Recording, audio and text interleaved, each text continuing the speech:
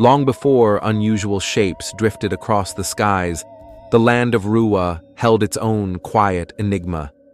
It was a place where the tall grass moved like hushed voices, and the soil seemed alive beneath the steps of barefoot children.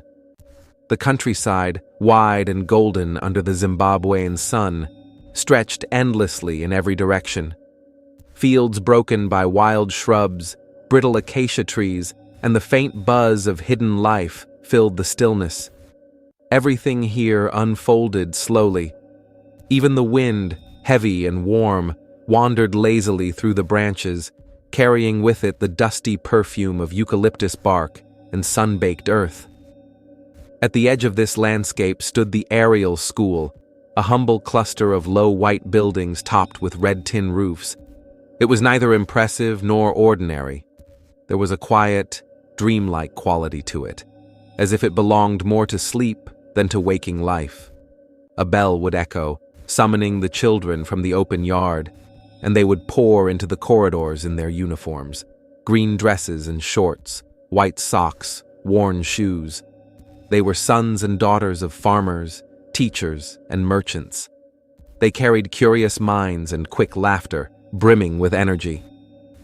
And on this Thursday in September, they were restless. The sun sat high, the sky was clear, and the heat pressed over the land like a heavy blanket. During recess, the older students gathered in small circles, chasing each other between the trees, kicking up tiny clouds of dust. The younger ones clung to the swings and shaded themselves under the tall gum trees that lined the far end of the playground. Beyond those trees stretched a narrow strip of bushland, wild, untamed ground where dry grasses scraped against ankles and thorny branches arched like hands reaching toward the path.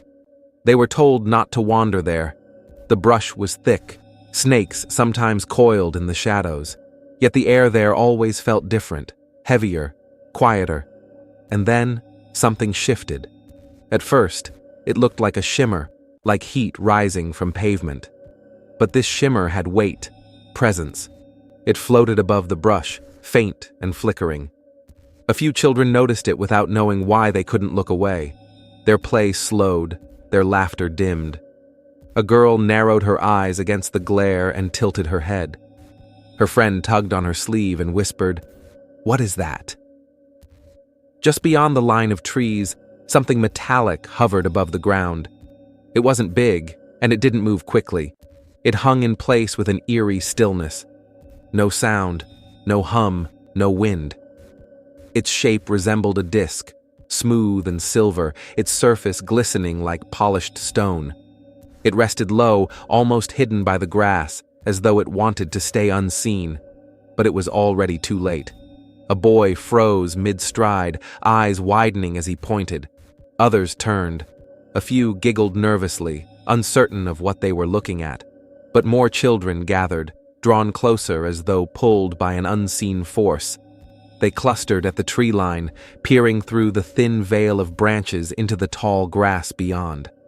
Then they saw it. From behind the silvery object, a figure emerged. It moved in a way no human ever did. Its limbs were long, its frame narrow, its skin a pale, unnatural gray. It appeared to wear something black, tight against its body, like a suit. Its head was large, far too large, and its eyes were the strangest of all. Huge, jet black, slanted like sideways teardrops. They seemed to lock onto every child at once. No one screamed. No one ran. The children stood rooted, breath caught in their throats, as the being drifted closer. It didn't raise its arms. It didn't speak. It only stared. Then, behind it, another figure stepped forward. Two of them now, side by side, watching in absolute silence. And still, something was being said. Many of the children would later describe a feeling, an inner voice in their minds.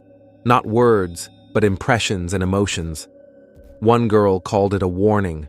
Another said it felt like sorrow, as if the world itself was weeping. Some felt dizzy. Some wanted to flee but found themselves unable to move. One compared it to dreaming underwater, where everything was too vivid yet made no sense.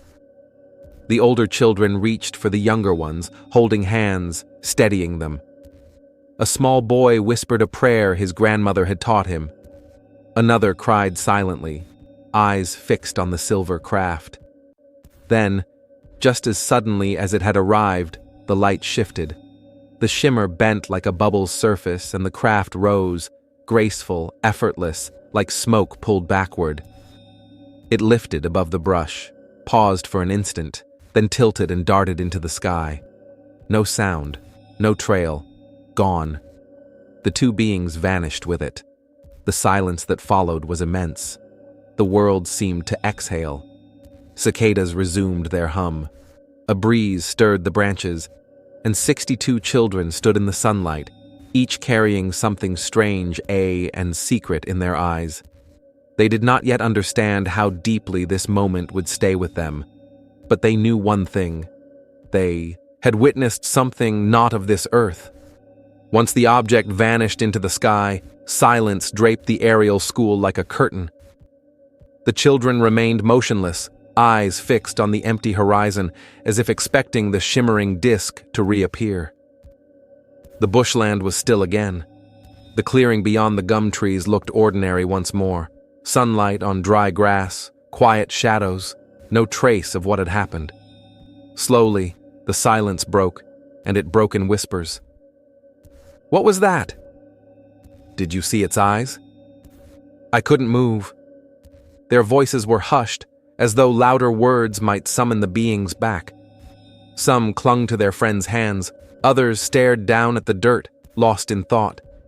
A few gazed upward, faces pale and blank, blinking in the light like dreamers waking from a trance. One girl, no older than 10, sat in the dust and began to cry softly. A boy beside her placed a hand on her shoulder, but said nothing. There were no teachers present. Most of the staff were still in the main building for a faculty meeting. Only a handful of older students had been assigned to supervise recess. They too had seen the craft, the beings, the silent communication, but none had words for it. By the time the teachers returned, something had shifted over the children, like a lingering fog. They were subdued, unsettled. Some spoke all at once, fast and breathless, trying to explain what they had seen. Others stayed silent, brows furrowed. Mrs. Stevens, a longtime Ariel teacher, approached the group with calm authority. She listened carefully, her face tightening with each new account. She had expected exaggerations. Children often mistook planes or balloons for unusual things, but this was different. Too many voices, too many identical details. Some students had already begun sketching with crayons and pencils. The same shining disk, the same gray figures with oversized black eyes, the same unsettling stillness. They had huge heads and eyes like this, one child said, holding his hands like ovals in front of his face. And they didn't talk, not with mouths. "I heard them inside my head," said another, a girl with long braids and a trembling voice. "They showed me things, not words, like pictures." "What kind of pictures?" the teacher asked gently. The girl shook her head, uncertain. It was visions of earth collapsing, flames consuming, and trees toppling down. Other children nodded in recognition. Some had seen the same. Others spoke of different images: animals perishing, oceans swelling, machines tearing into the ground. None of it added up, and yet, in that moment, it felt undeniable, as if it made more sense than anything else they had ever known. By midday, the entire school was buzzing in hushed tones. The headmaster, Mr. Vernon, doubted the accounts at first. But as groups of children were brought into his office, one by one, to recount their experiences, a pattern began to take shape, not just in what they described, but in the emotion behind it. The fear was genuine. These were not tales spun for attention. There was a heaviness in their voices, something that made the adults exchange worried glances. One teacher who remained unconvinced questioned a small group during their lunch break. She expected the details to unravel under casual probing, but they didn't. Each child described the same beings, to unravel under casual probing, but they didn't. Each child described the same beings, the same hovering craft, the same strange pressure in the atmosphere. Their stories only differed in angle and closeness. Who had stood nearest to the fence? Who saw the eyes first? Who felt the message most strongly? The consistencies were chilling. Later that day, some students were urged to draw their memories. The art room, normally alive with cheerful images of houses, animals, and suns with smiling faces, quickly filled with something altogether different.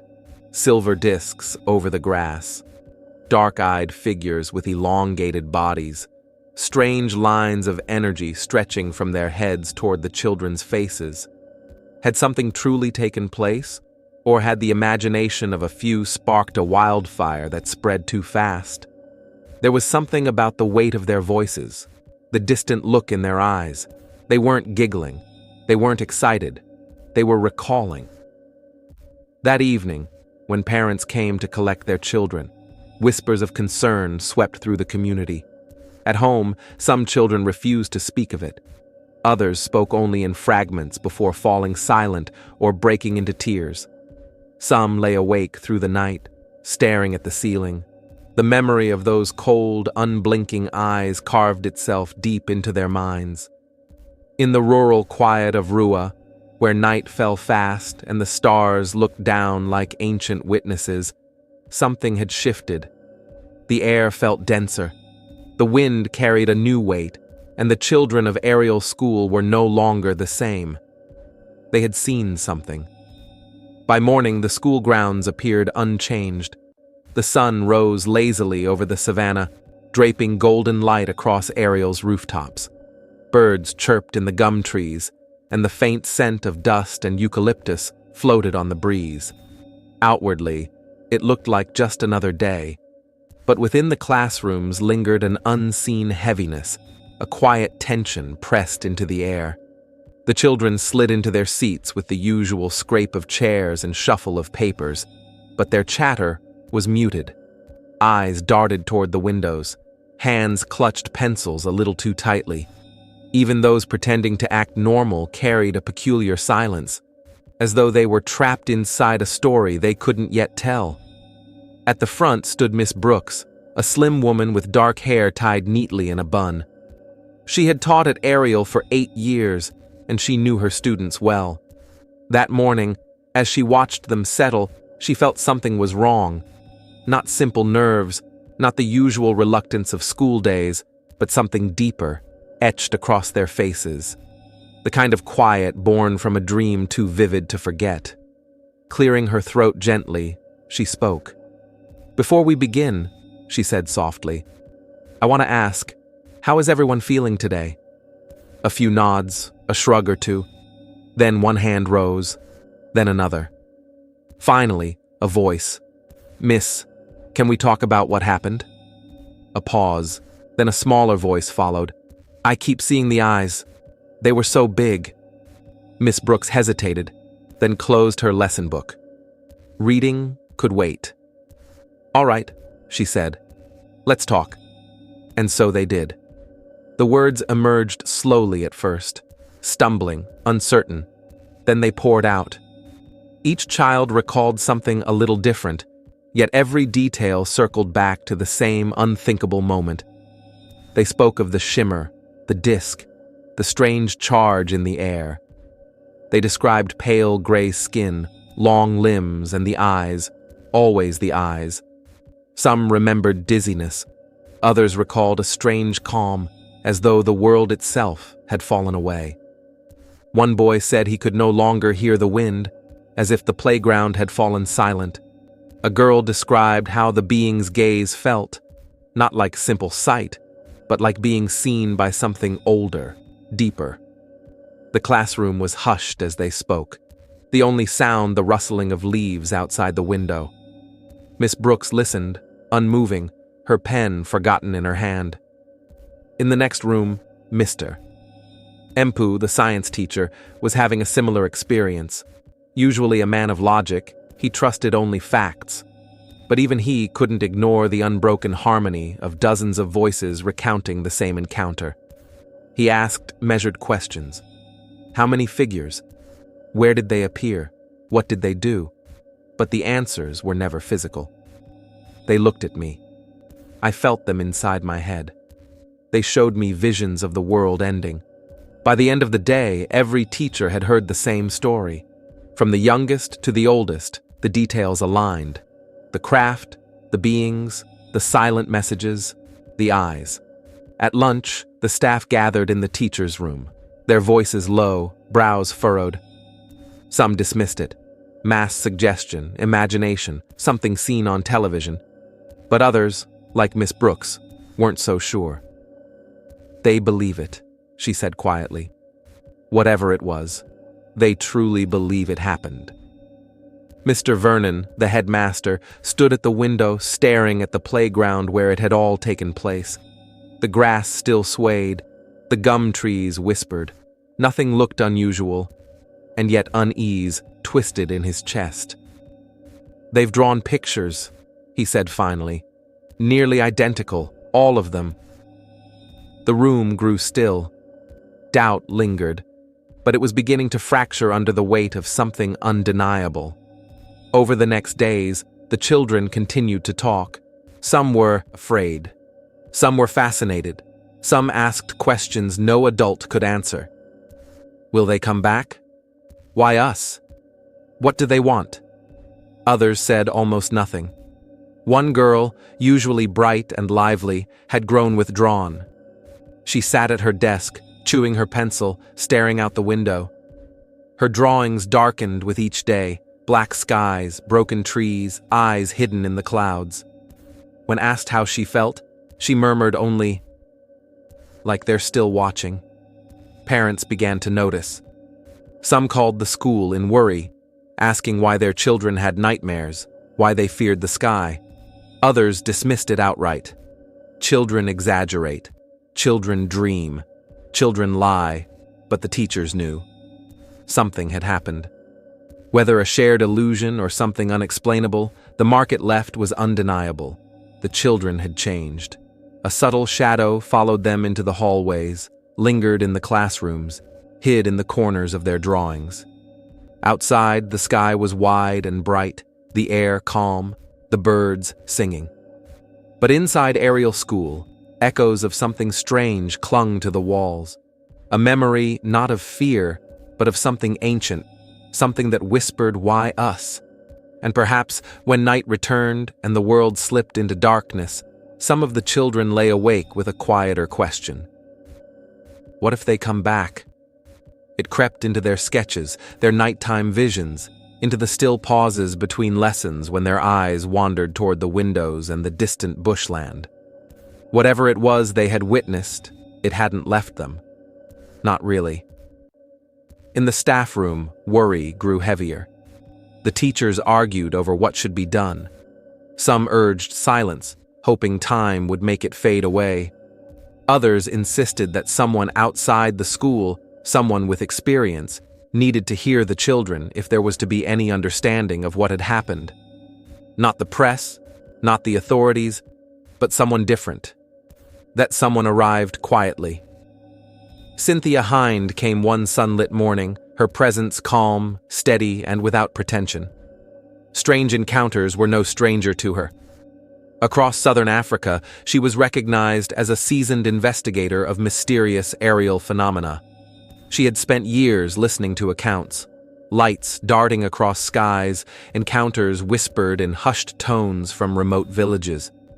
She was methodical and compassionate, with a quiet authority earned more by listening than by speaking. She walked onto the school grounds with a notebook tucked under her arm and a soft scarf resting loosely across her shoulders.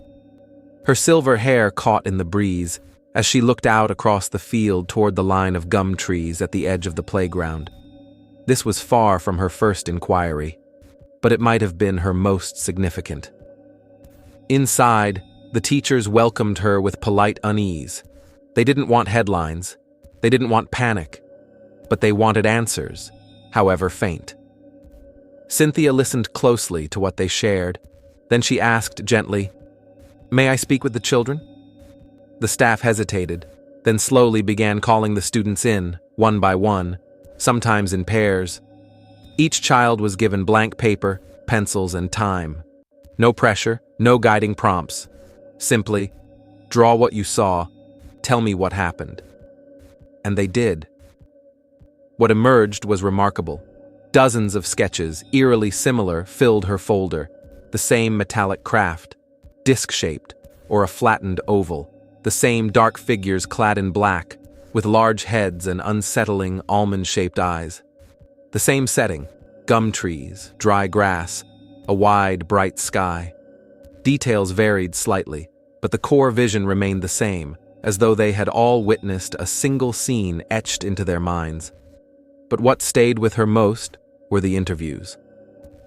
One boy, barely 11, sat nervously across from her, fingers twitching, eyes wide.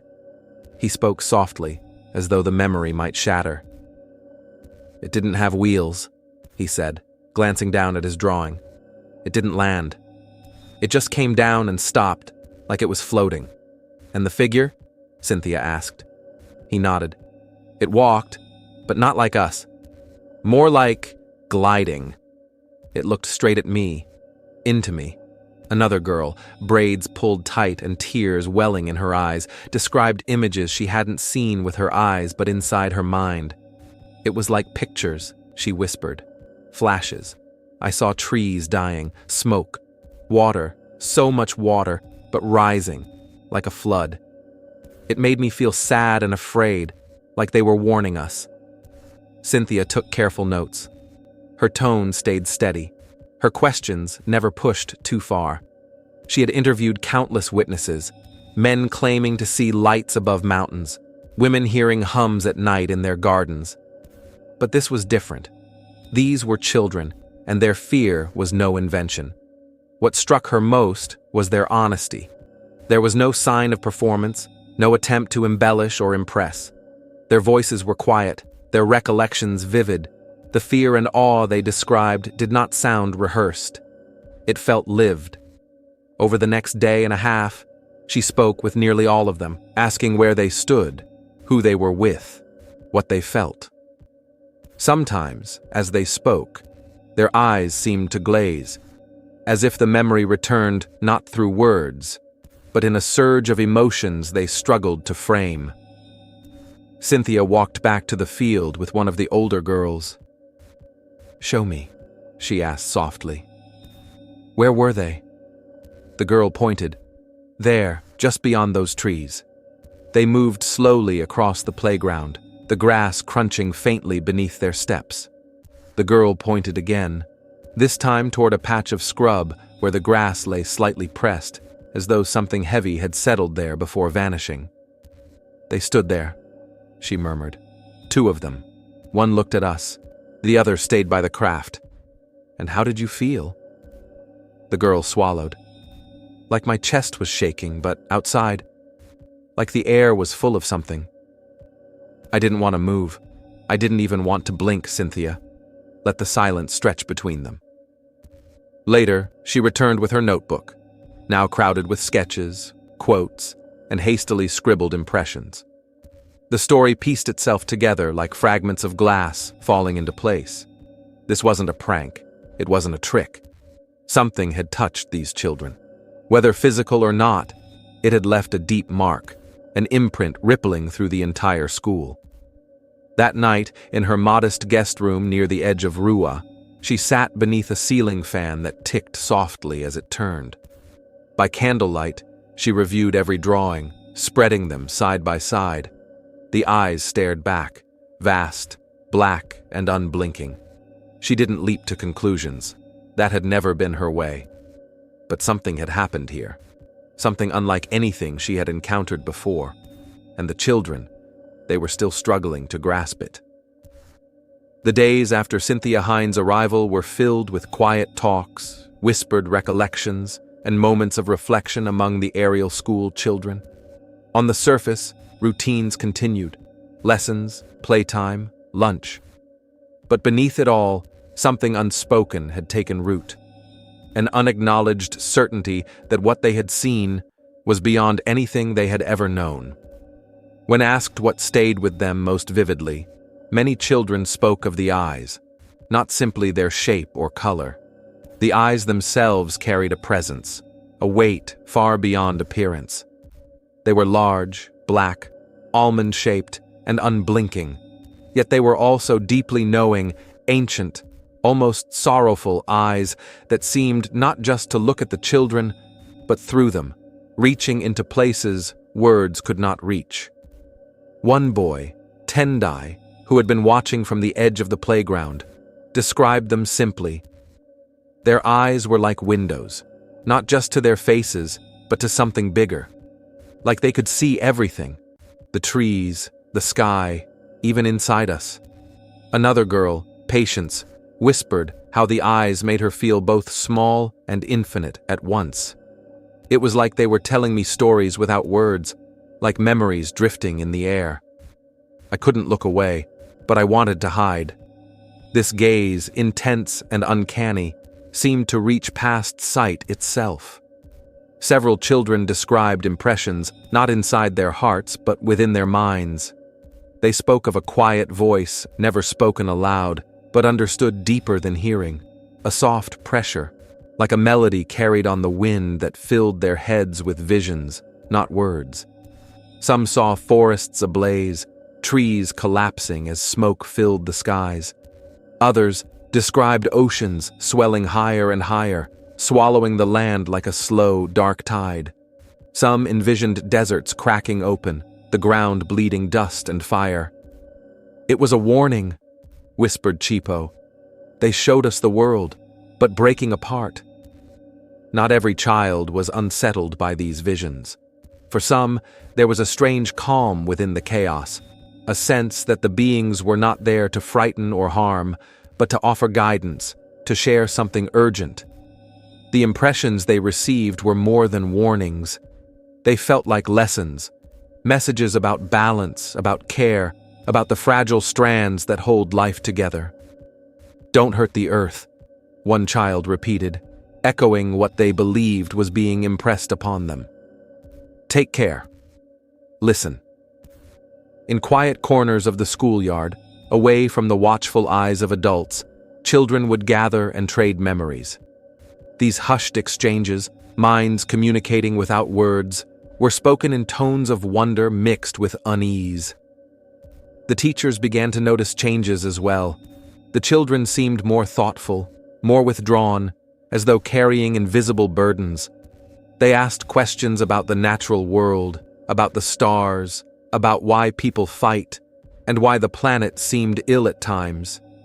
Some began to draw, not only the beings, but the haunting visions they had been shown: burning forests, swelling seas, shattered lands.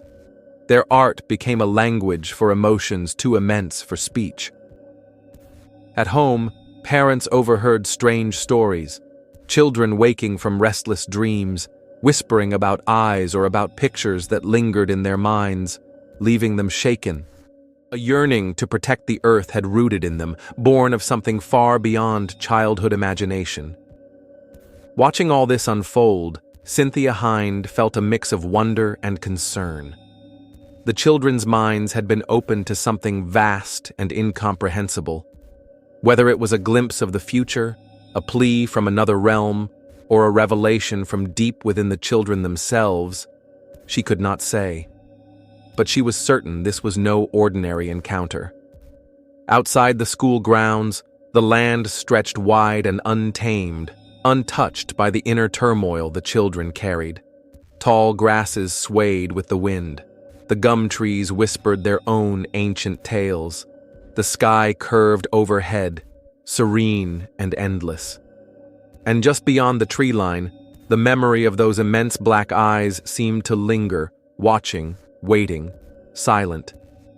The story of the Ariel school encounter did not remain hidden within the quiet outskirts of Ruwa for long. Whispers traveled through both official and unseen channels, reaching those attuned to the mysterious and unexplained. Among those who heard was Dr. John Mack, a Harvard psychiatrist known not only for his academic standing, but for his deep dedication to understanding people who had lived through extraordinary experiences. His work with individuals who claimed encounters with the unimaginable, from alien abductions to near-death experiences, was both admired and debated, marked by empathy rather than dismissal. For Dr. Mack, these were not simply stories of fantasy or science fiction. They were profoundly human experiences, reflections of something vast, brushing against the limits of comprehension. When the accounts from Zimbabwe reached him, he recognized that the Ariel children carried a story demanding care, not to be dismissed, not to be sensationalized, but to be heard.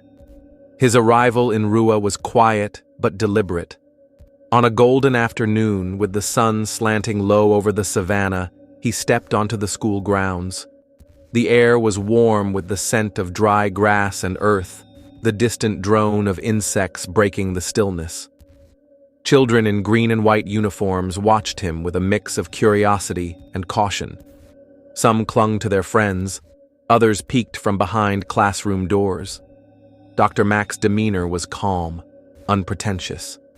He wore simple clothes, a light jacket draped over his arm, and carried a small leather notebook. His gaze was gentle, yet attentive, inviting trust without words. He began not with questions, but with silence, creating space for the children to feel safe, to collect their thoughts. Slowly, they opened up, sharing their stories in their own ways. Some spoke hesitantly, their voices shaking with the weight of memory. Others recounted the event with sharp clarity, their expressions as though reliving moments still fresh. What took shape was a tapestry of experiences stitched together by shared wonder and fear. The children described a silver craft that hovered silently beyond the trees, an object that resisted all ordinary explanation. They spoke of the beings who emerged, tall, thin figures, their skin pale as moonlight, their eyes impossibly large and black, almond-shaped and endless. Those eyes, they said, held more than sight. They carried ancient knowledge, emotions beyond words. Dr. Mack listened carefully as the children described the flood of impressions that had filled their minds during the encounter. Not spoken language, but visions. Images of a wounded planet, forests aflame, oceans rising, the earth trembling beneath unseen pressures. Some recalled a quiet inner voice, a wordless message borne on the wind urging care, reverence, and understanding. Gently, he asked them what these experiences meant to them. The answers were rarely simple. Many struggled to give shape to the depth of what they felt. Yet among them, there was a common sense of being chosen, not as heroes, but as witnesses, keepers of a message too heavy for speech, yet too urgent to ignore. Beyond the classrooms, Dr. Mack also spoke with teachers and parents, tracing the ripple effects of the encounter in the children's daily lives. He noticed subtle changes, quiet spells of reflection, sudden waves of anxiety, vivid dreams that left them restless and afraid. He encouraged open dialogue, reassuring them they were not alone, that their feelings were real, valid, and deeply important. During his days at Ariel School, Dr. Mack moved with care, balancing observation with compassion. He carried out interviews patiently, often allowing the children to guide the story. He commended their bravery for speaking about experiences that many adults would dismiss outright. His presence became a steady anchor within the swirl of uncertainty, a quiet assurance that what they had lived through mattered. As the sun slipped behind the distant hills each evening, painting the sky with streaks of rose and lavender, Dr. Mack would sit by the window of his modest lodging near the school. There he would review his notes and sketches, tracing the dark-eyed figures and the luminous craft that had left such an indelible impression on the children. The questions weighed heavily. What did these beings want? Why had they chosen a small rural school in Zimbabwe? How would these memories shape the children's futures? He did not pretend to know the answers, but one thing he understood clearly: The encounter was not a fleeting incident, but a profound moment that touched the deepest layers of human consciousness. It carried a message, one that surpassed barriers of language, culture, and age. For the children of Ariel, Doctor. Mac's arrival was like a beacon, reminding them their voices mattered, that they were not alone, that the mystery they had witnessed was part of something greater, something still unfolding, like a quiet song beneath the vast African sky. After days filled with stories, questions, and reflection, a new phase settled upon the children of Ariel School. With nightfall came sleep, but also something deeper, more mysterious. Dreams. These were not ordinary dreams that vanish like mist with the morning light. They were vivid, consuming, often unsettling, dreams that seemed to stretch the encounter beyond daylight, carrying its echoes into the silent hours of night. Many of the children awoke in the stillness of their rooms, their hearts pounding, their breath shallow, their minds heavy with images that clung stubbornly to memory. These visions did not drift away like childish fantasies. They lingered, demanding attention, leaving tremors beneath the surface of calm. The dreams differed in detail, yet a common thread ran through them all. Some children described floating across vast landscapes lit by strange glows, a mixture of darkness and shifting colors, both alien and familiar. They found themselves above forests burning not with fire, but with cold blue flames, their eerie light casting ghost-like shadows among the trees. Others spoke of oceans swelling and receding, not waves of water, but tides of radiant shadow and light, engulfing land and sky in a slow, luminous flood that defied natural law. Tarari, a gentle girl with wide, steady eyes, recalled one such dream. "They were there again," she whispered, "the beings with the black eyes.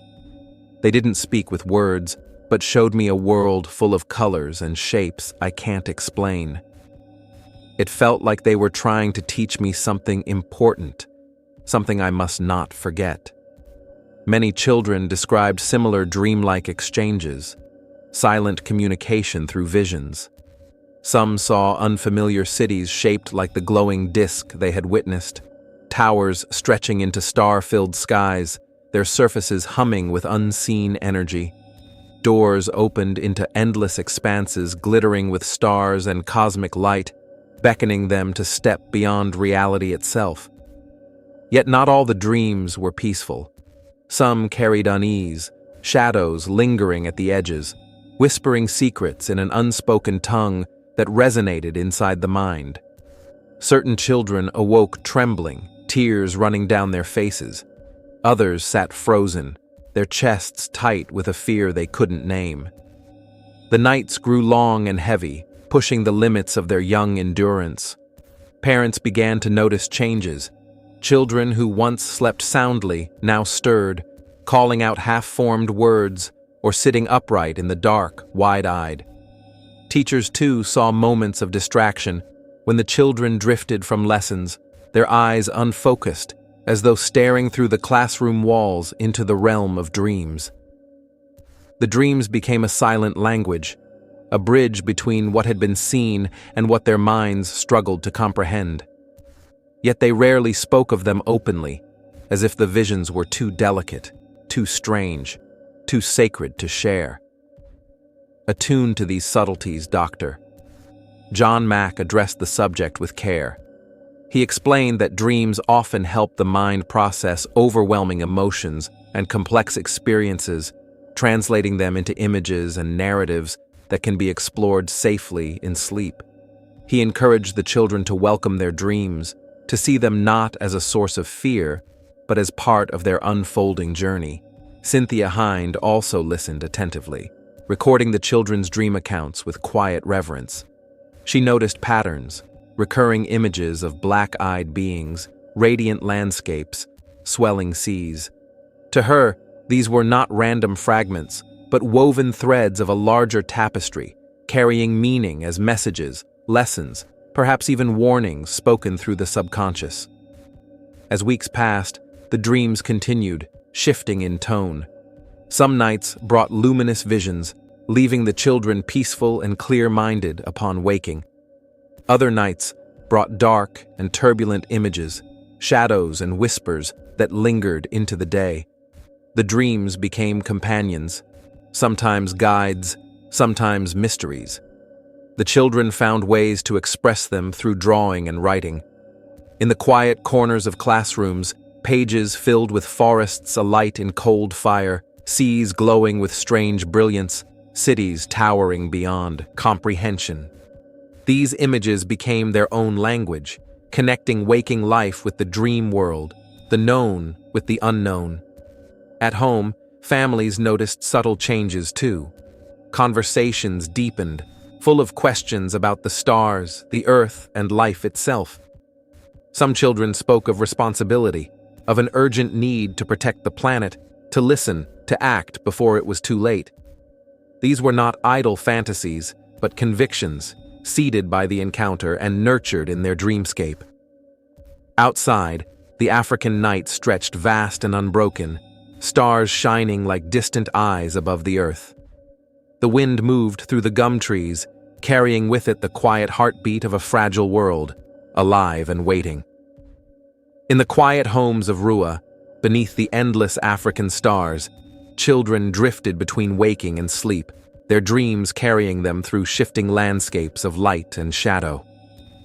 Within those dreams lived the mysteries of the beings who had come from beyond the trees, silent watchers, messengers from unknown realms, guardians of secrets that only the night seemed willing to hold. As the weeks slipped by after the Ariel school encounter, the quiet ripple it caused began to expand beyond the edges of the small village of Ruwa. What had once been whispered only among children and teachers soon reached the ears of parents, local leaders, and eventually the broader community. Like a wave gathering momentum, the story of the luminous craft and the dark-eyed beings stirred curiosity, unease, and disbelief among many who had never stepped foot in the schoolyard. At first, the responses were cautious. Parents struggled with how to interpret their children's accounts. Some dismissed them as fantasies born of imagination, while others grew worried about the nightmares that haunted their sons and daughters. Mothers pulled their children close in the night, whispering comfort, even as their own doubts and fears lingered in silence. In classrooms, teachers tried to maintain a rhythm of normal lessons, yet the memory of the encounter never sat far from their thoughts. Miss Brooks often found her eyes drawn to the schoolyard trees, recalling the silent figures and the strange weight carried in their gaze. Each day, the sense of responsibility grew heavier. Beyond the village, news spread into nearby towns. At markets and gatherings, people exchanged the tale in hushed voices. Some scoffed, others leaned in with fascination. With every retelling, details shifted, stories grew embellished, but at the core remained an extraordinary event witnessed by children. Local newspapers soon took notice, though their articles carried caution and doubt. Headlines spoke of unexplained sightings at a school in Ruwa, or strange visitors spark fear and wonder. Journalists arrived, asked questions, and pressed for interviews. Yet parents and teachers shielded the children, determined to protect them from the harsh glare of public scrutiny. The arrival of Cynthia Hind and Dr. John Mack gave the story weight. Their presence suggested this was not a passing rumor, but an event worthy of careful investigation. Both approached the community with sensitivity, listening, questioning, and offering compassion in equal measure. Not everyone, however, responded with calm. Whispers of witchcraft and ill omens spread quickly. Rumors hinted at government secrets or foreign spies. Suspicion fed anxiety, and some families chose to distance themselves from the school altogether. Yet alongside fear, a sense of unity also surfaced. The children's testimony had become a shared mystery, binding the community together in unexpected ways. Meetings were held to consider how best to support the young witnesses.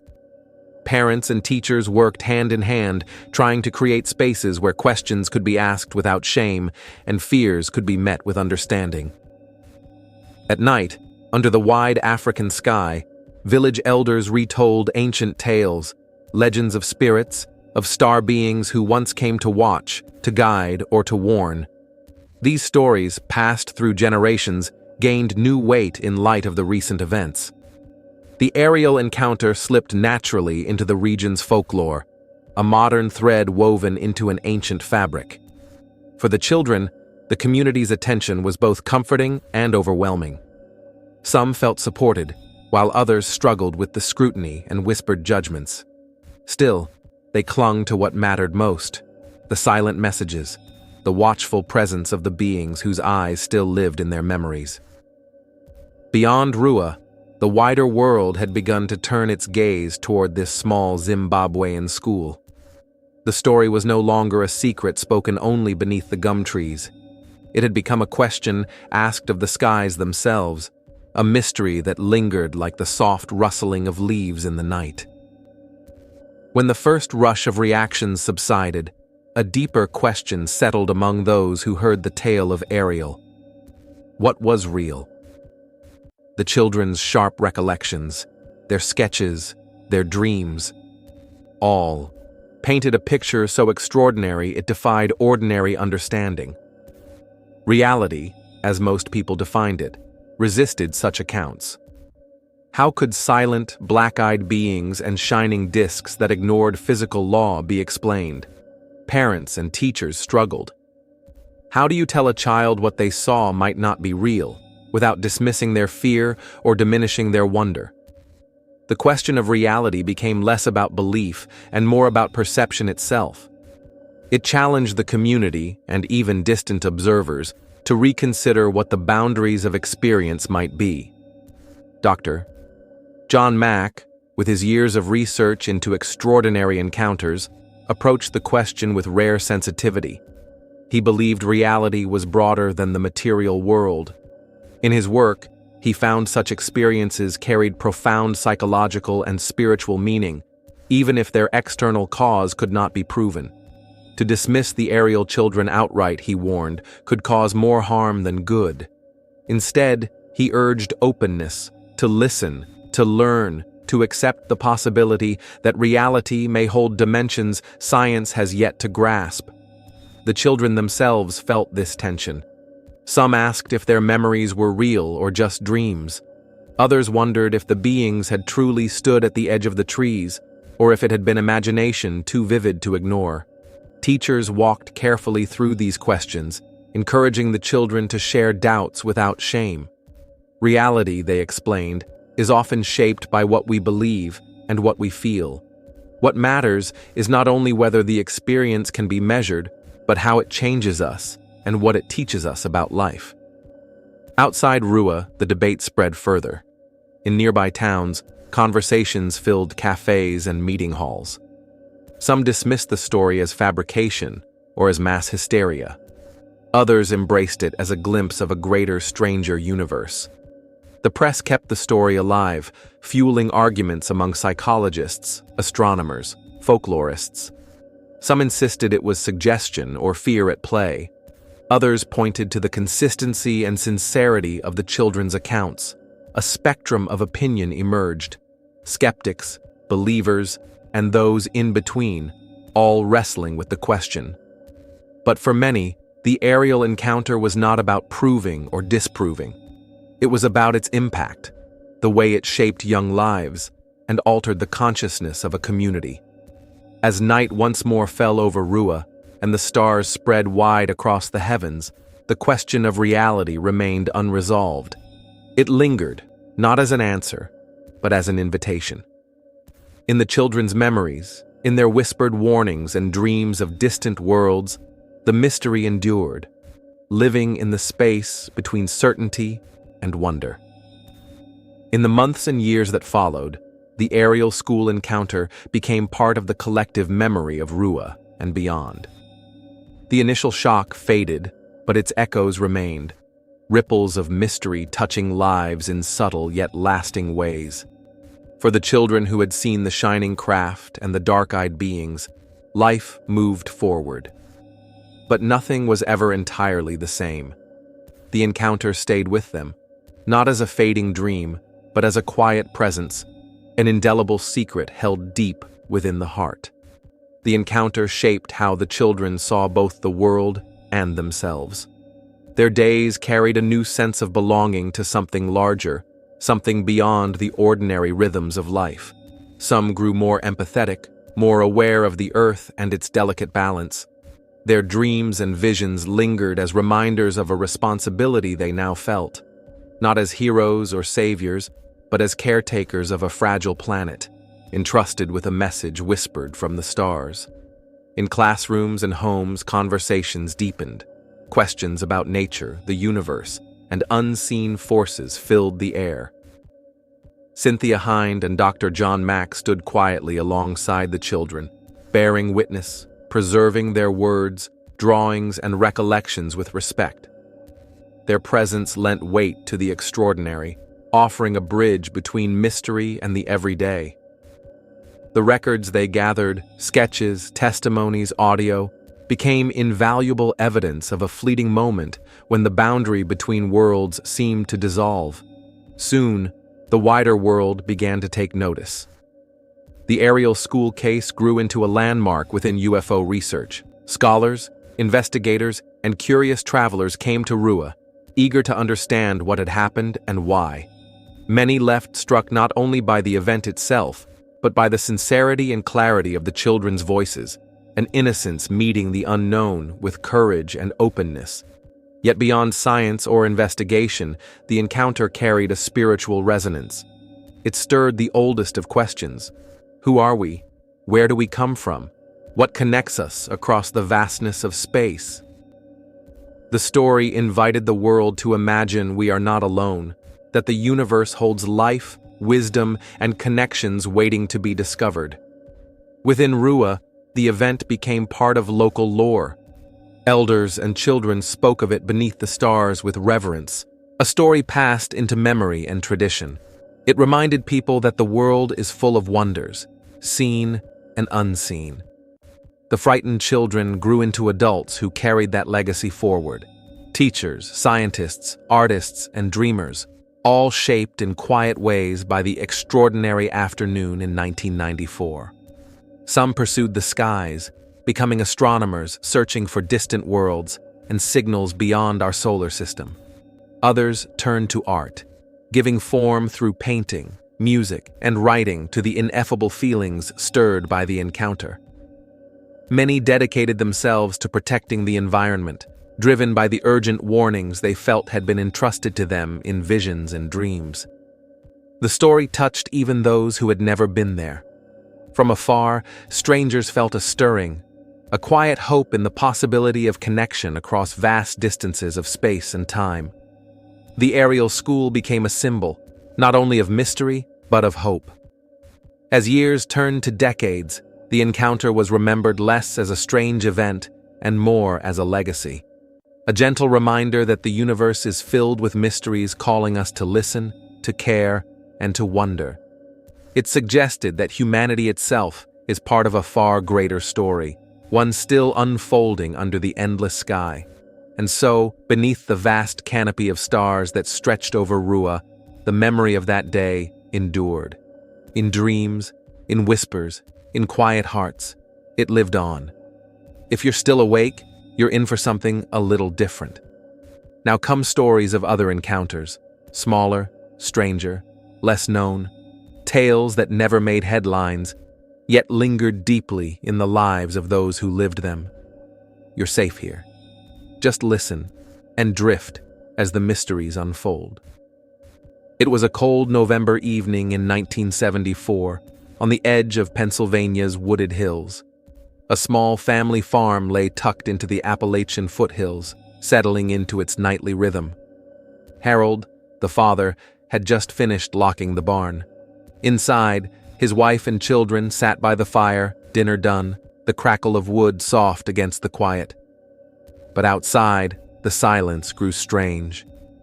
The crickets stilled. The wind stopped. The night carried weight. Then Harold heard it.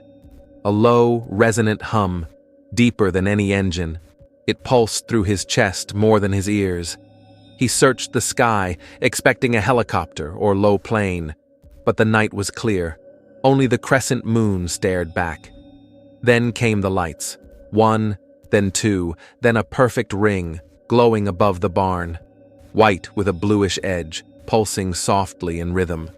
They framed something vast, unseen but undeniable. The object made no sound. It hovered just 30 feet above the roof.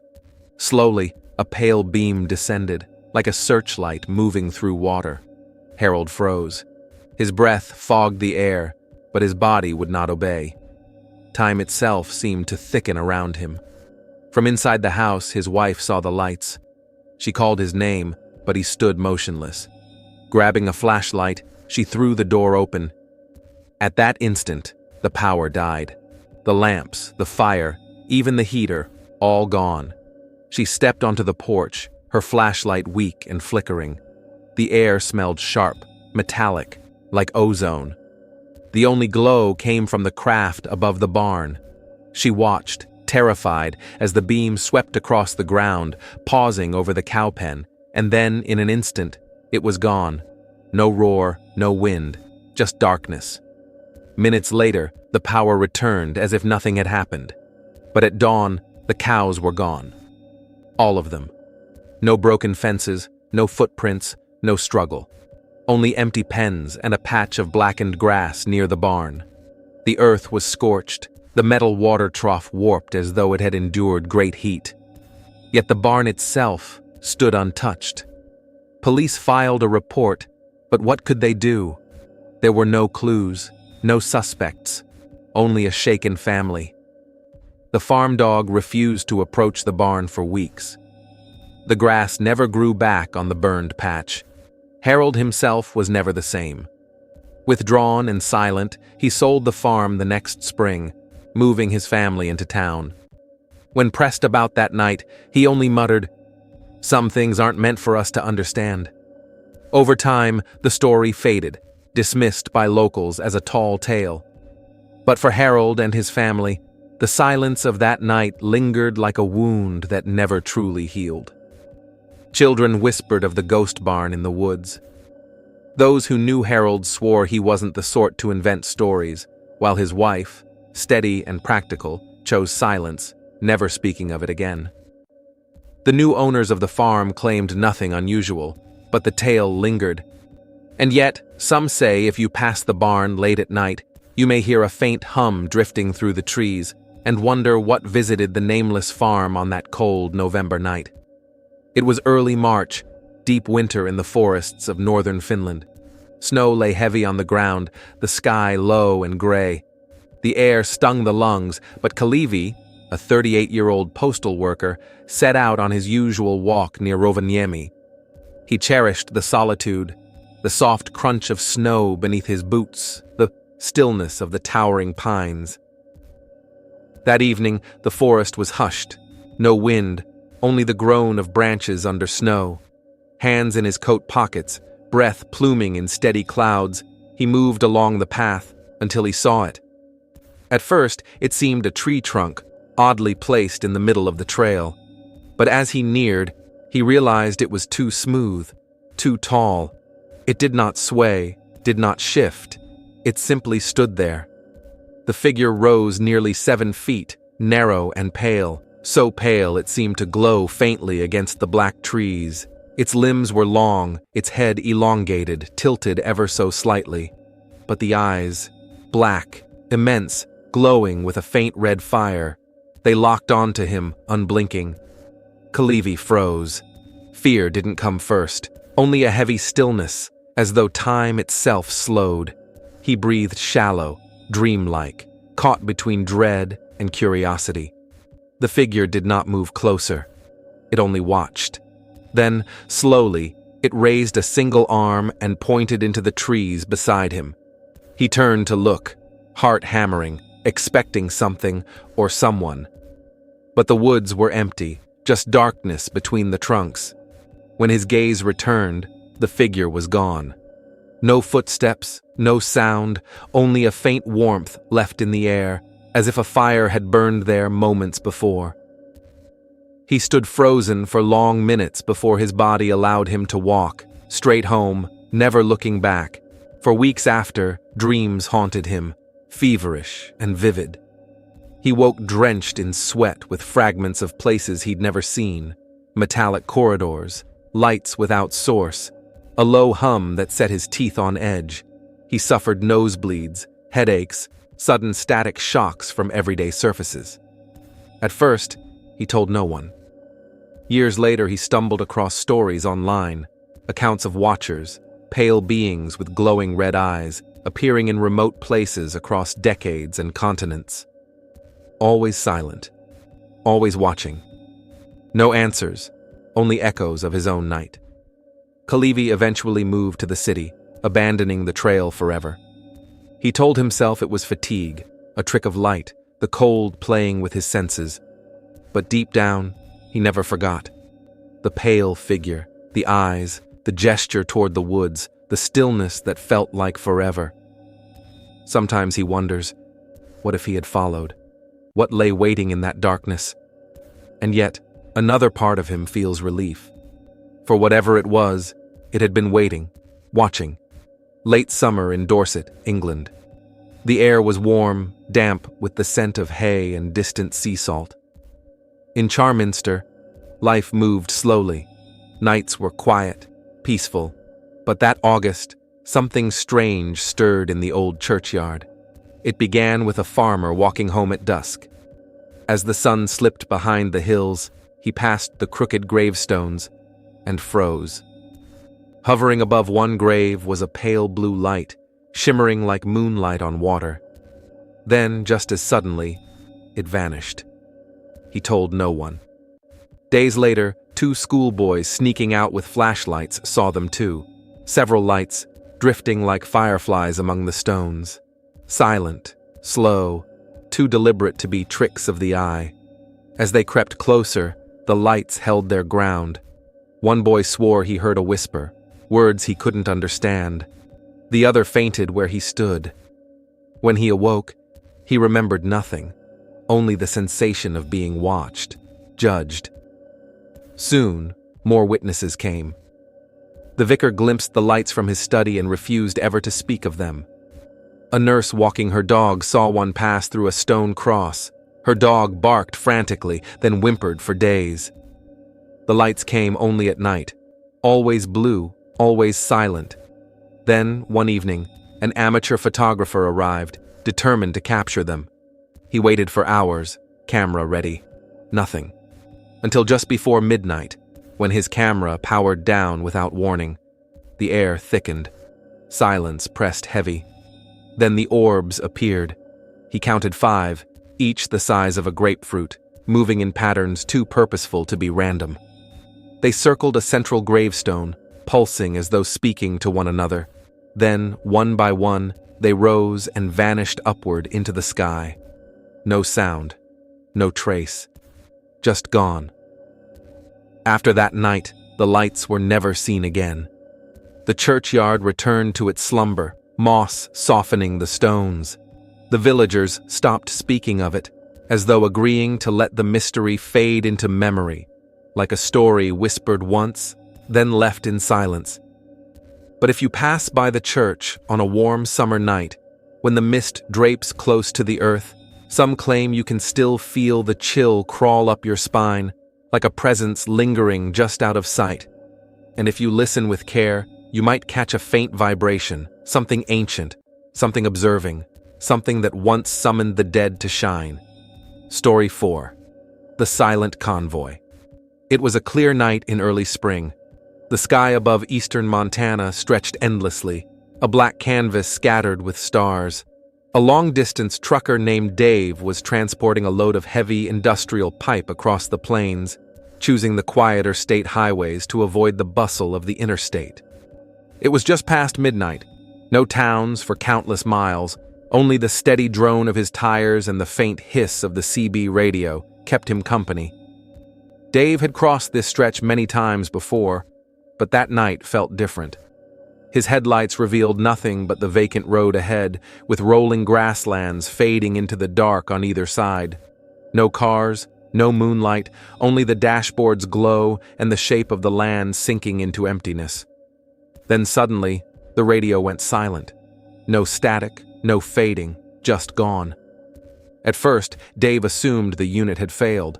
He tapped the controls, checked the antenna. That's when he noticed something far stranger. The dashboard lights flickered, and the speedometer needle quivered, dipping erratically. The engine sputtered briefly, then roared back as if nothing had happened. Dave eased the truck down, eyes scanning the sky. That's when he spotted them. 3 black triangles, gliding low, almost directly above the highway. Each was enormous, the size of a city block, smooth and flat, with soft white lights glowing at each corner. They moved in flawless formation, slow, steady, impossibly silent. No engine noise, no rush of air, only an oppressive weight above. Dave pulled to the shoulder and climbed out of the cab. The atmosphere felt wrong, dense, unmoving, electric, like a storm waiting to break but never arriving. The 3 craft floated overhead, perhaps a few hundred feet up, gliding forward in eerie precision. No flashing beacons, no insignia, just stark geometry sliding through the night. Dave stood paralyzed. He couldn't tell how long he watched. Minutes, maybe more. A pressure built in his chest. Not pain, just heaviness. Then everything shifted. He blinked, and suddenly he was driving again. The truck was rolling forward. Road signs had changed. The sky had lightened faintly, as though an hour had slipped away. The radio was still dead, but the dashboard glowed normally once more. His coffee cup, still half full, had gone cold. Checking the GPS, Dave realized he was 31 miles farther along than he remembered, yet he couldn't recall a single moment of the drive. His dashcam, always running at night, was still recording.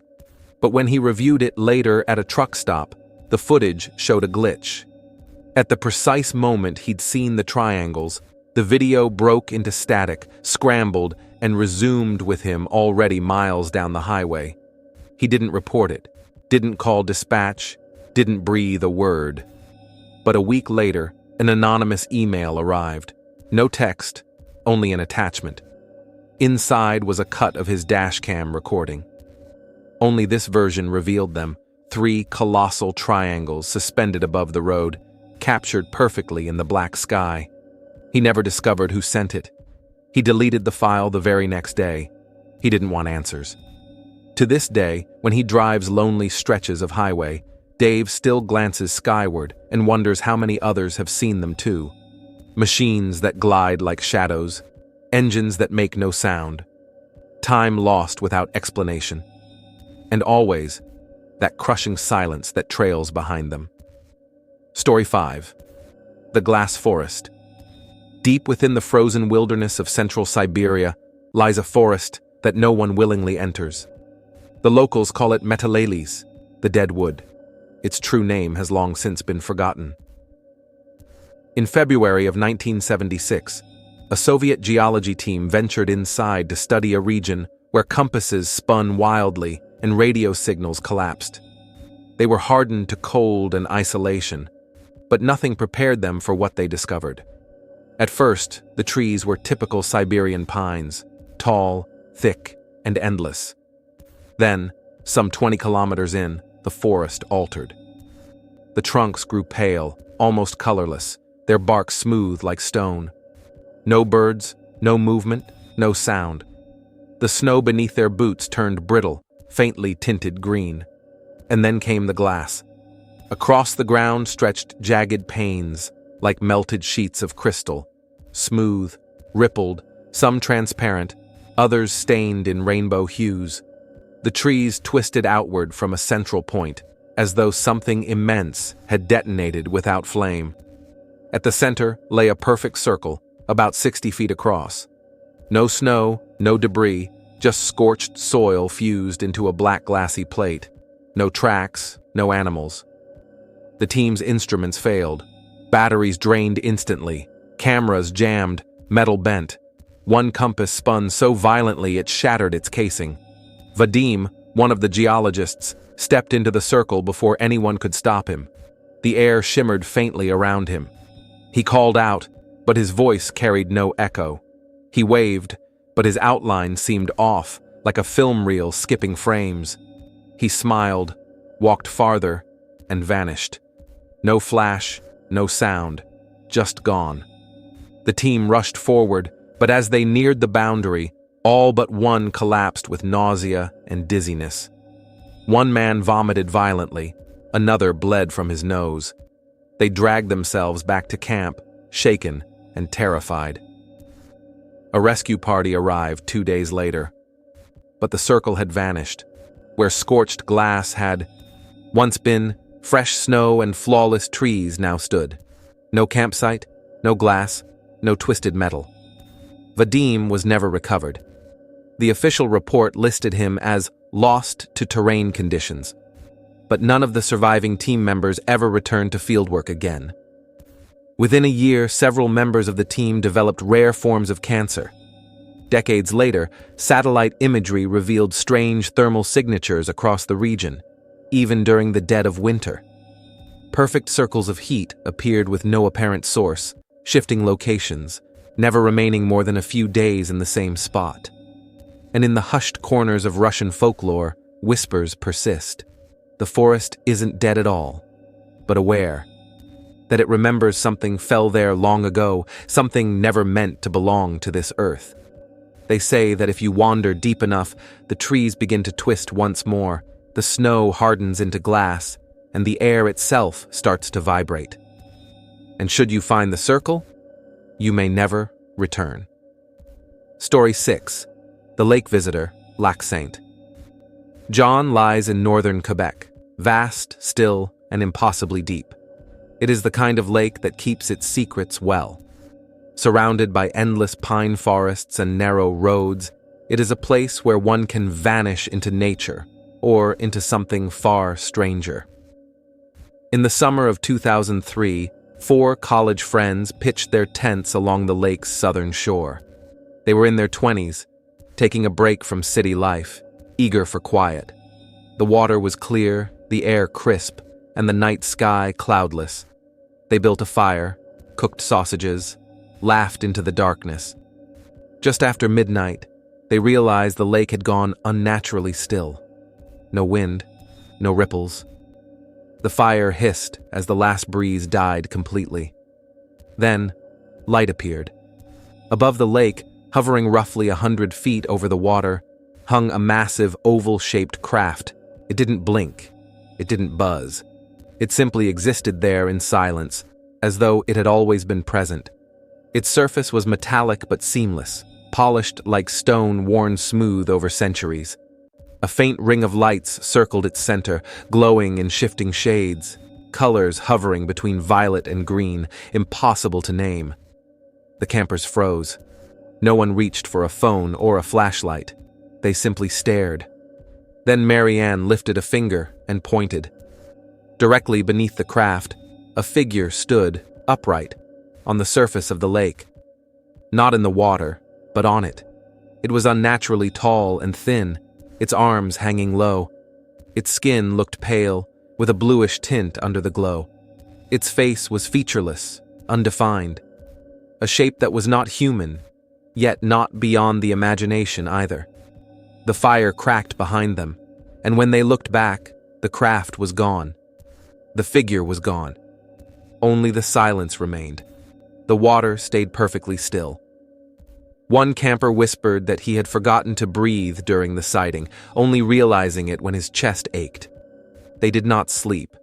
By morning, they packed quickly. No one admitted it aloud, but all felt the same. The air hadn't returned to normal. The lake no longer felt safe. Back home, they searched online. No news, no official records. But buried in obscure forums and translated threads, they uncovered accounts stretching back decades, stories of silent crafts over Quebec's remote lakes and watchers that stood upon the water. Marianne never camped again. Story 7. The Shepherd's Tale. The Scottish Highlands are a land of wind and silence. Endless moors roll outward, broken only by a stone wall, a grazing sheep, or the flicker of a distant loch. In the spring of 1958, an elderly shepherd named Ewan McNeill tended his flock near Glen Lyon, one of the quietest and most isolated valleys in the region. He lived alone in a small stone cottage with his border collie Bramble. Ewan was a man of routine, superstitious like many Highlanders of his time. His days were spent among the hills, his nights beside the fire, his only company his sheep and the ever-changing sky. One evening, just after sunset, something caught his eye. Above the far ridge, a section of sky glowed with a strange amber hue, unnatural, lingering even as the horizon fell into darkness. The light did not fade. It hovered, then began to drift slowly, deliberately. As it drew closer, Ewan distinguished its form. A tall, vertical shaft of light floating silently just above the ground, tracing the curve of the hills. It cast no shadow. It radiated no heat, just a pulsing presence that filled the air. Bramble growled, hackles raised, eyes fixed on the glow. Then the sheep began to move, not running, but walking in a tight, unnatural circle, as if drawn by an invisible current. Ewan called out, but his voice fell flat, swallowed by the stillness. No echo, no wind, only the silent turning of wool. Then he saw them. Figures. 3, perhaps 4, gathered near the column of light. Tall, thin, motionless. Naked, yet inhuman. Their bodies were smooth, heads elongated, with no visible eyes, only reflective faces, like living mirrors. Ewan stood transfixed. Later he would say it felt like a dream, yet deeper, like witnessing something far beyond his world. Strangely, he felt no fear. The beings turned in perfect unison, stepped into the light, and ascended. The column lifted, rose silently into the air, and blinked out, gone without a sound. The sky returned to black. The sheep ceased their circling. Bramble collapsed, trembling. Ewan did not sleep that night. The next day, he reported what he had seen. Few believed him. Story 8. The Signal over Sinai. The Sinai Peninsula is a place of ancient silence. Sand stretching endlessly, mountains jagged against the horizon, and a canopy of starlit sky. In 1982, during a lull in conflict, a team of Egyptian communications officers manned a remote outpost near the Jabal Musa range. Far from cities, surrounded only by desert winds, their task was to monitor radio transmissions across the region. Most nights were uneventful, static, coded chatter, the background hum of long-distance frequencies. But one night, at precisely 2:13 a.m., every channel went dead. No static, no interference, just silence, the kind that presses against the skin. Then one of the men, Adele, spotted a signal active on an unlisted band. Narrow, clean. He tuned carefully.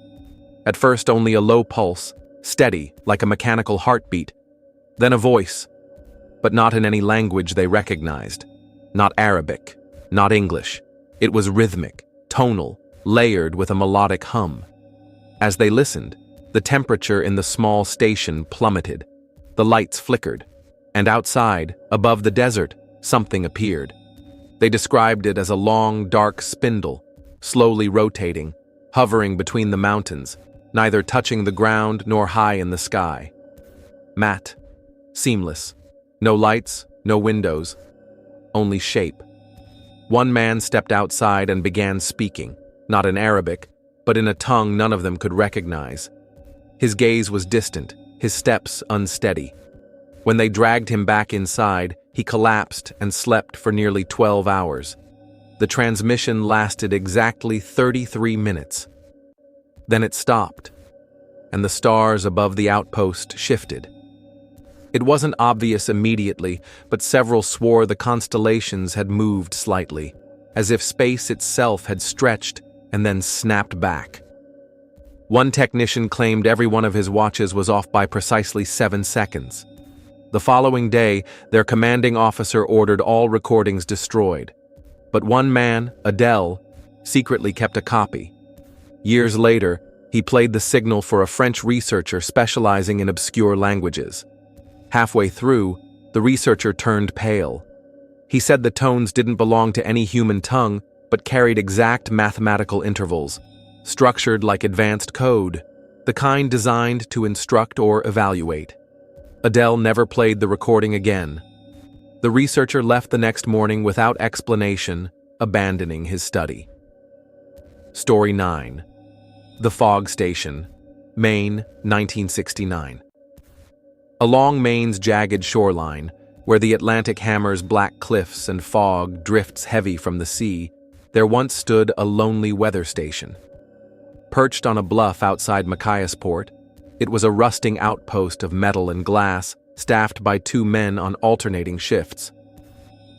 In the autumn of 1969, the operator was Walter Hensley, a former Navy meteorologist who valued isolation over company.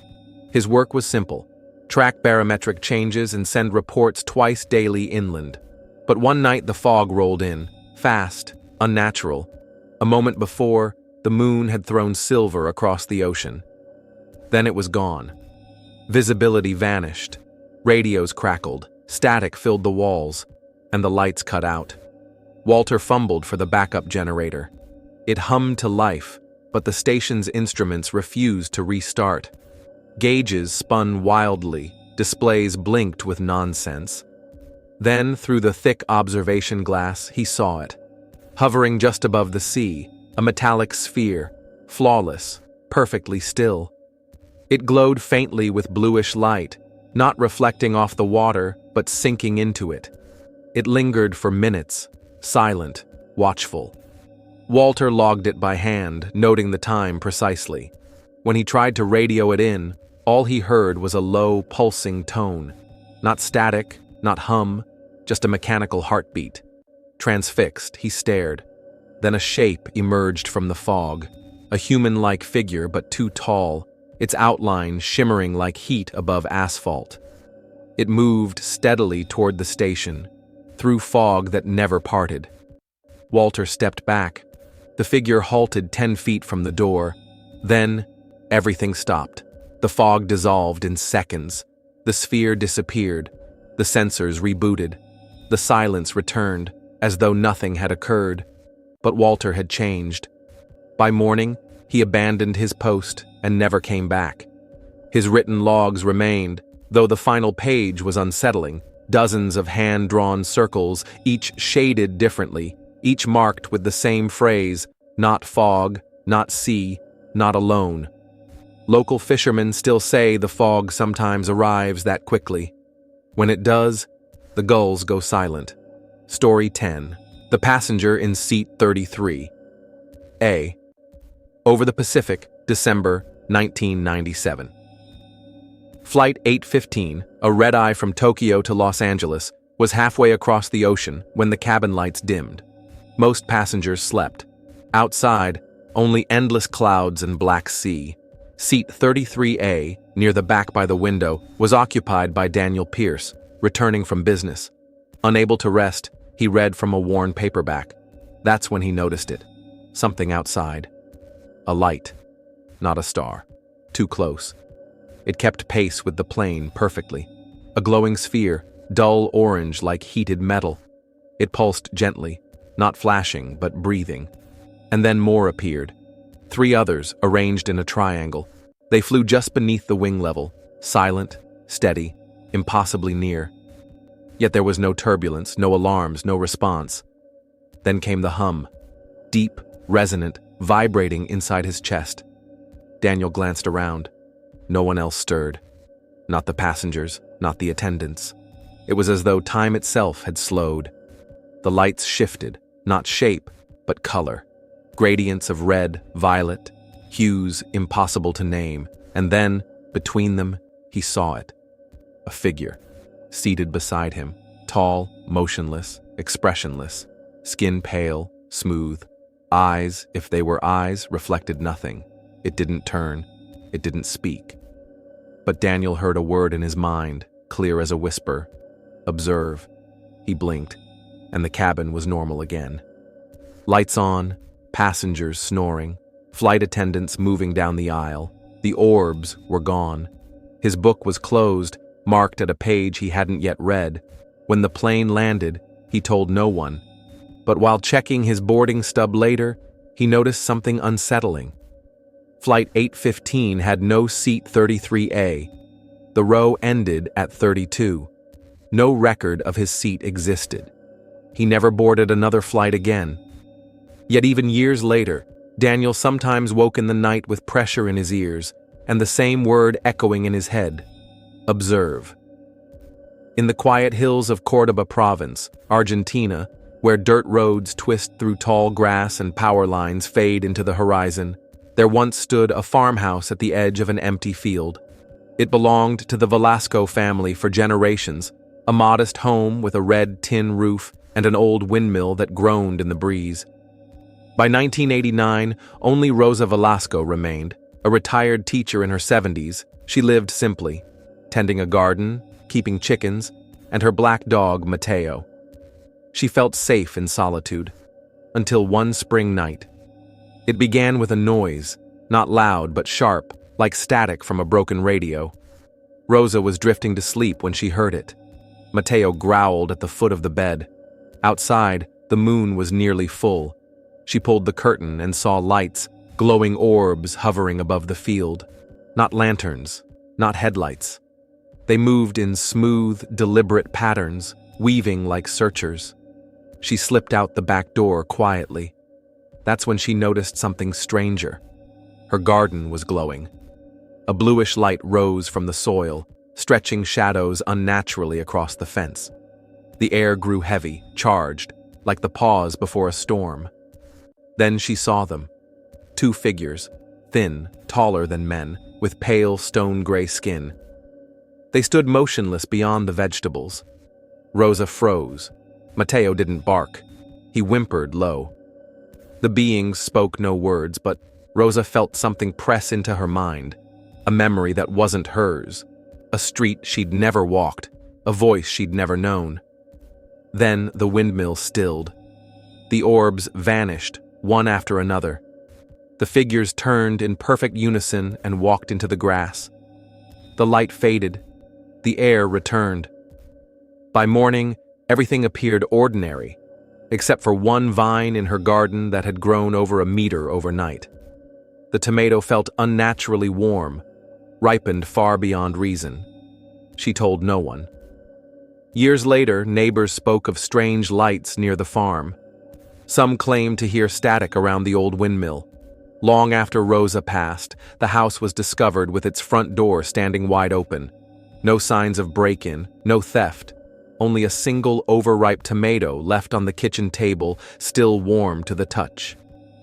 Story 12. The Missing Hours of Dr. Ariel, Finland, 1974. In the winter of 1974, physicist Dr. Simo Ilari from Helsinki retreated north for solitude. He rented a cabin by Lake Inari, far into Lapland's frozen wilderness. The cabin had no electricity, just a fireplace, a kerosene lamp, and a radio for weather updates. Ari wasn't there to relax. He carried notebooks, determined that isolation would sharpen his focus. Each day, he hiked along the frozen shoreline. Each night, he worked beside the fire. On the sixth evening, just after dusk, a strange hum began. It didn't come from the radio. It resonated through the floorboards and the walls, low, steady, almost melodic.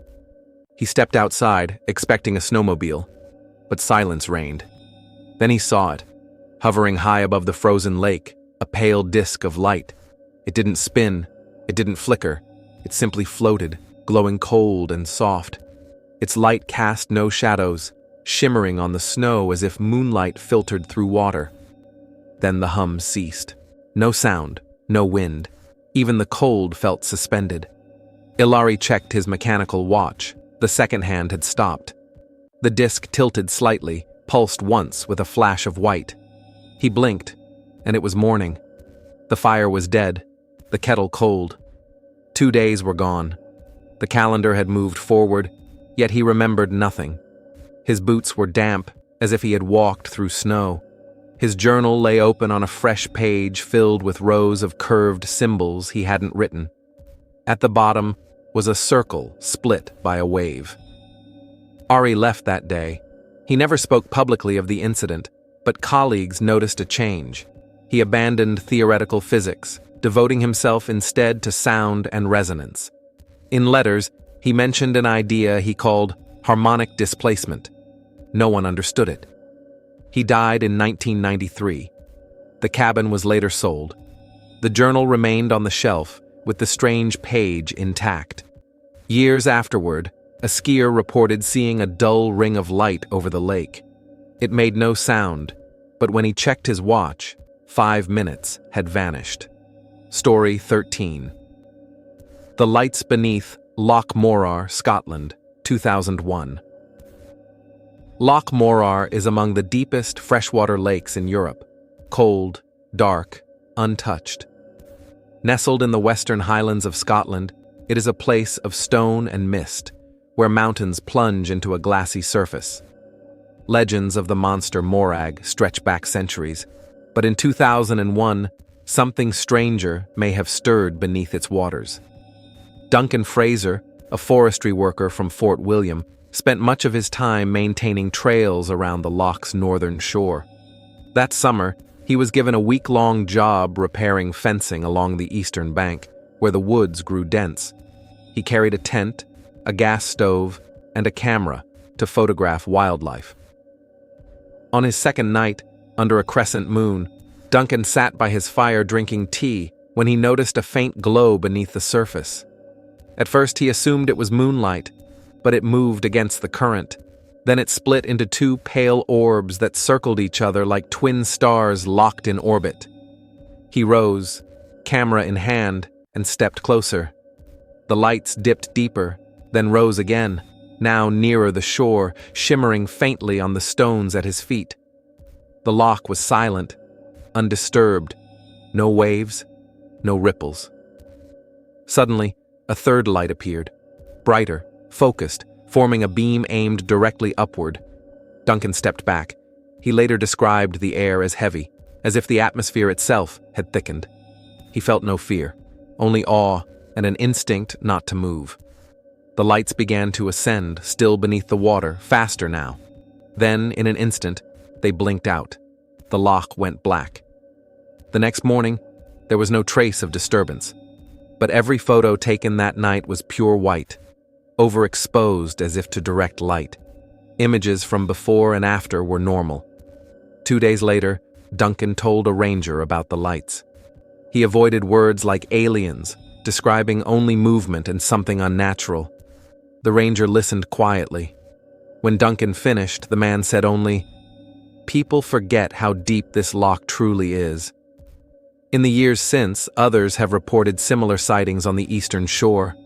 Faint lights beneath the water, fish stunned but unharmed, and one military-trained diver claimed to hear a low hum at 200 feet, like machinery buried in stone. No structures have ever been discovered on the loch's bottom, but some nights, the lights still return, spinning silently just below the surface, where nothing should shine. Story 14. The Transmission Tower, Montana, 1962. In 1962, in the snowy hills outside Great Falls, Montana, a small government relay site sat alone on a ridge.